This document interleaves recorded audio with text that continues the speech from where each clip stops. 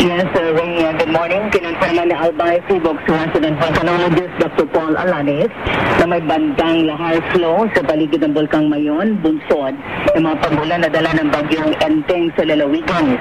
Tinukoy ng opisyal ng mga river channel sa bayan ng Kamalig at Binubatan dahil ito ang mga lugar na binagsakan ng mga milyong cubic meters na mga deposit mula sa pinakahuling pagtutok ng bulkan.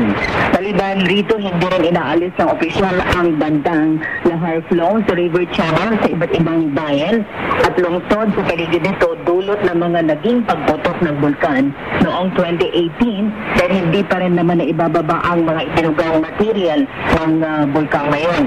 Anya, marami pa rin deposito sa katawan ng bulkan na maaaring dumaloy pababa kapag malakas ang pag-ulan sa bundok dulot ng masamang panahon gaya nitong si Bagyong Enteng.